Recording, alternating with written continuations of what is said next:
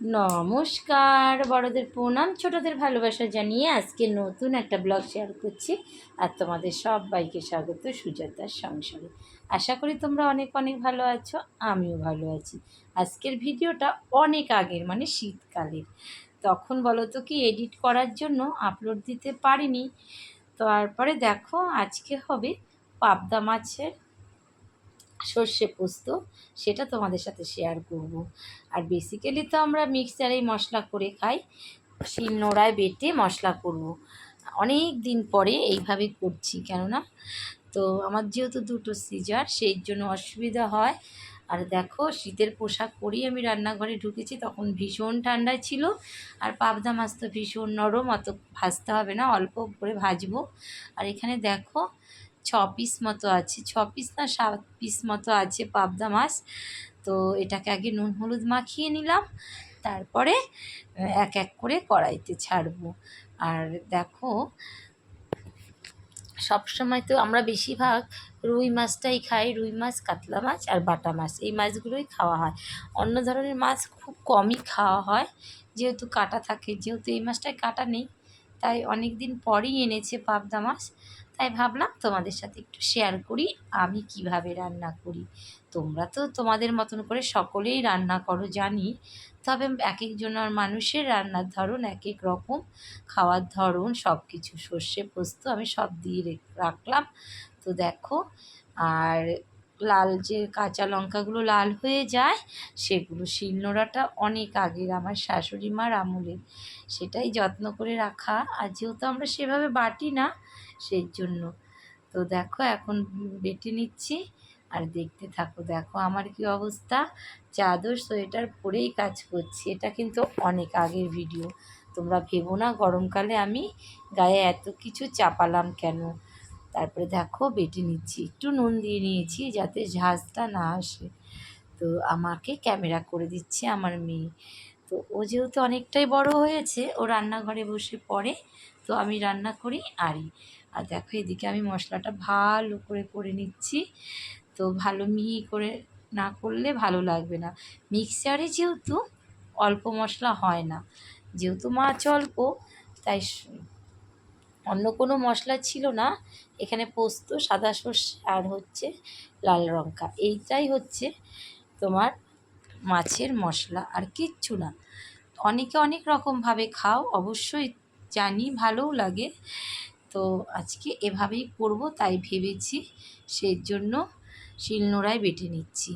তো শিলনোড়ায় পাবদা মাছ মশলা বেটে পাবদা মাছ করব।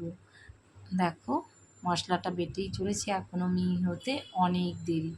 তো আস্তে করে বাটতে হবে, যেহেতু আমি মশলাটা করতেই পারি না, শিলনোড়ায় বাটতেই পারি না, না বাটতে বাটতে অভ্যাসটা বদল হয়ে গেছে। যখন আস্তে আস্তে বাটবো তো একটু কষ্টই হচ্ছিল। যাই হোক, অনেকে আবার কী করে, তোমার উঁচুতে তুলে নিয়ে বেশ সুন্দর করে।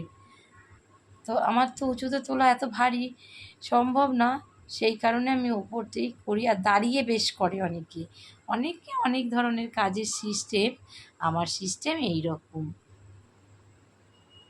তারপর দেখো মশলাটা আমার হয়ে গেছে, মাছগুলো একটু উল্টে দিই। মশলা করতে করতে মাছগুলো আমার ভাজা প্রায় হয়ে গেছে, একটু বেশি কড়া হয়ে গেল, কিন্তু এটা না অল্প ভাজলে ভালো হতো, বেশ অত্যাধিক কড়া হয়ে গেছে। পাবদা মাছ একেতেই নরম। তো দেখো 3টে ভেজে নিলাম, আরও 3টে দিয়ে দিচ্ছি। দেখেছো, ভালোই লাগে। আর অনুষ্ঠান বাড়িতে তো টক দই, চারমগজ, এটা ওটা দেয়। আমরা তো বাড়িতে ঘরোয়াভাবে করি, আমাদের অত মশলাটা দেওয়া হয় না, সকলের কথা ভেবেই দেওয়া হয় না। মাছ ভাজা তেলের মধ্যে কালো জিরে ফোড়ন দেব, অনেকটা পরিমাণেই দিচ্ছি। আর দেখো এই যে মশলাটা বেটে রেখেছিলাম, সেটাও একটু দিয়ে দেবো, একটা থালার মধ্যে রেখেছি। তো দেখো আমার আবার কি অবস্থা, রান্না করতে বসে এলোমেলো থাকলে একদম ভাল লাগে না। তোমরা কে কীভাবে খাও একটু কমেন্ট করে জানিও। তো এই দেখো ভাজা ভাজা করে নিই, কষিয়ে নিচ্ছি মশলাটাকে এখন ভালো করে, সর্ষে পোস্তটা দিয়ে ভালো। কালারটা কি হয়েছে বলো তো? দারুণ! এই কালারটা আমার দেখতে ভীষণ ভালো লাগে। ভাত মাখলে আরও সুন্দর হবে। তো দেখো, এখনও কড়াই থেকে তেল ছাড়েনি মশলার। তো তেল ছাড়লে হালকা একটু গরম জল দিয়ে নামিয়ে নেব মাছটা। তো দেখো এখনও কষিয়ে যাচ্ছি, একের পর এক মশলাটাকে ভালো করে কষিয়ে নিই। আর দেখবে সর্ষে পোস্ত দিয়ে তো অত বেশিক্ষণ সময় লাগে না। দেখো তেল প্রায় ছেড়ে এসেছে, দেখেছো? কালারটাও কিন্তু, আরও দুটো কাঁচা লঙ্কা দিয়ে দিয়েছি যদি কেউ খায়। যদিও কেউ খাবে না তবুও আমি দিলাম, দেখতে ভালো লাগবে, অনেকে পাতে মেখে নেবে। আর যেহেতু আমার বাচ্চারা আছে আর শ্বশুরমশাইও আছে, আমরা মোটেই ঝাল খাই না, দেখতেই পেয়েছো। অনেকে কিন্তু অনেক ঝাল খায়, ঝাল খেতে ভীষণ পছন্দ করে। তো কাঁচা লঙ্কার ঝালে ক্ষতি করে না, আমরা বরাবর যেহেতু খাই না সেজন্য খুব গুনে গুনেই লঙ্কাটা দেওয়া হয়।